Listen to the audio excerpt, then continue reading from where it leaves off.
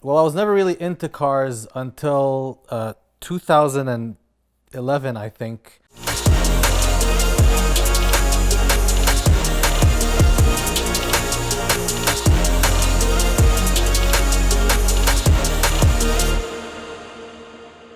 Hi guys, my name is Mahmoud Al Durrah. I'm a professional bodybuilder and I live in Montreal, Quebec. I was in Dubai for a job interview and I was with my brother's friend. He actually worked at the company and he picked me up from the airport and everything. And one night we were hanging out and I heard this loud engine sound from like miles away. And he wasn't really into cars. And he was like, "Did you hear that?" I was like, "Yeah, what is that?" He was like, "That's an C63 AMG." And I never knew that cars could even sound that crazy. And I never really got the job. I moved to Canada, and my first job was waxing cars for a living. My dad owned an Audi before, so I kind of liked Audis, and I guess I remember my dream car at that point was an Audi A5. I always wanted that car. I just thought it looked super cool. The coupe had a little bit of luxury, a little bit of sport in it. One day when I was waxing cars, an Audi comes. It was an A4, I think. And, me and my towel, and I also sold car wax. So I waxed cars and then I demonstrated the car wax. I'd sell the car wax. And the guy comes and I was all excited with the towel. And then he says, "Don't touch my effing car." And I was like really, shook by that. Because, people are generally nice. And his son was in the back seat, and I have two kids. And I remember his son looking at me like he was, he kind of felt bad for me. And at that moment I said, I never want my kids to ever look at me like that. And I've made it such a a hard stone, goal in my head that one day I would be driving a very nice Audi.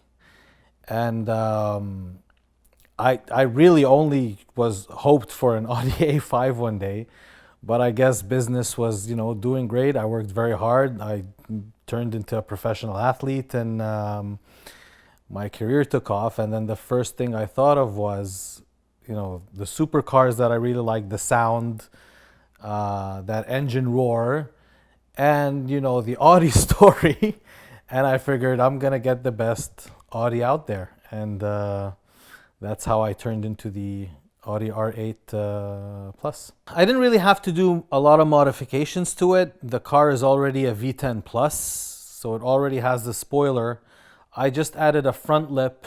I added some carbon fiber side skirts, and I've wrapped it in satin black and added like a couple of stripes on there. I put my Instagram on the car just in case, believe it or not, it actually traffics a lot more business than you think. Because people see the car, they take a picture, and they see an Instagram. They're generally just very curious, and they go and check out who owns the car. But yeah, I'm very happy with the car. Love how it sounds. Oh, and I also upgraded the exhaust system. As if the car wasn't loud enough. I'm a big Formula One fan, and I thought, well, it's not a Ferrari, but I guess the closest thing to sounding like one was actually installing a Capristo exhaust system, and the car just sounds absolutely incredible.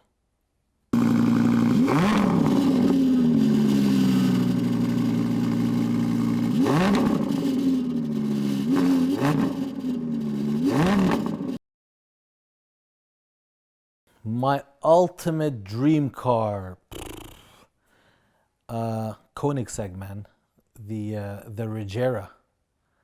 Those are just. It looks, first of all, it looks like a Batman car, and I love the fact that everything, every little detail in that car is manufactured in house. They don't import or export, whatever. They don't bring in any other parts for the car from anywhere else. Even the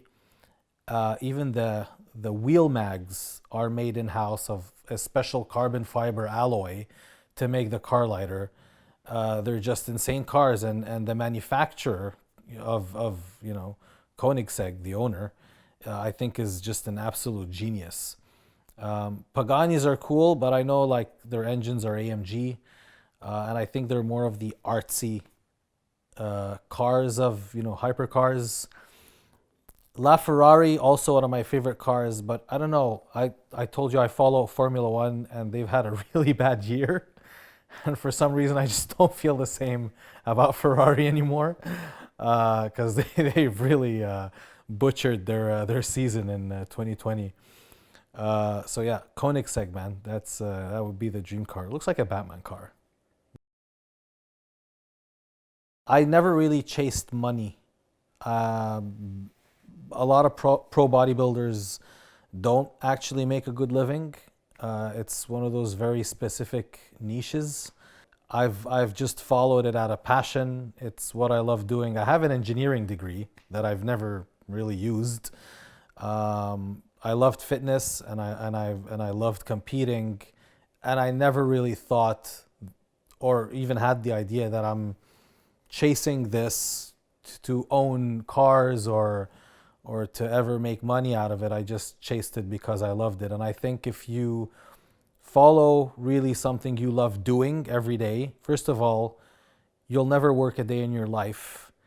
And second, the money just comes later when you least expect it. And when you're very consistent and dedicated to the thing that you love doing every day, it just comes naturally. Given the fact that your intentions are really doing what you love because of just the reason of that you love doing it, not because you're chasing money or cars or any of that.